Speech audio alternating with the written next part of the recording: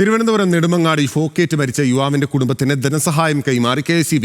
അക്ഷയുടെ കുടുംബത്തിന് 3 ലക്ഷം രൂപ ചെക്ക് കൈമാറി. ഹാൻസ് നമുക്കൊപ്പം ചേരുകയാണ്.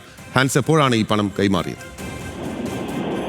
ബിനിൽ, അല്പസമയം മുമ്പാണ് മന്ത്രി GR അനിലിന്റെയും വാമനപുരം MLA ആയിട്ടുള്ള DK മുരളിയുടെയും നേതൃത്വത്തിൽ അക്ഷയുടെ അമ്മയ്ക്ക് 3 ലക്ഷം രൂപയുടെ ചെക്ക് കൈമാറിയത്. കഴിഞ്ഞ ഞായറാഴ്ചയാണ് ഈ ദാരുണ സംഭവം ഉണ്ടാകുന്നത്. ജോലിക്ക് പോയി തിരിച്ചു വരുന്ന അക്ഷയ്ക്ക് പൊട്ടി വീണ ലൈൻ കമ്പിയിൽ നിന്ന് ഷോക്കേറ്റ് മരിക്കുകയായിരുന്നു. പിന്നീട് മരണത്തിന് ശേഷം 25,000 രൂപയുടെ അടിയന്തര ധനസഹായം KCB കൈമാറിയിരുന്നു. ആകെ മൊത്തം 10 ലക്ഷം രൂപയാണ് അക്ഷയുടെ കുടുംബത്തിന് ധനസഹായമായി KCB അനുവദിച്ചത്. ഇതിൽ ബാക്കിയുള്ള 3 ലക്ഷം രൂപയാണ് ഇപ്പോൾ നൽകിയത്. പിന്നീട് ഉള്ള തുക, ഈ 10 ലക്ഷം രൂപയിൽ ബാക്കിയുള്ള തുക ഇനി നടപടിക്രമങ്ങൾക്ക് ശേഷം കുടുംബത്തിന് കൈമാറും എന്നാണ് KCB അറിയിച്ചിരിക്കുന്നത്. പിന്നിൽ ശരി, ഹാൻസ് ജോണാണ് വിവരങ്ങൾ നൽകിയത്.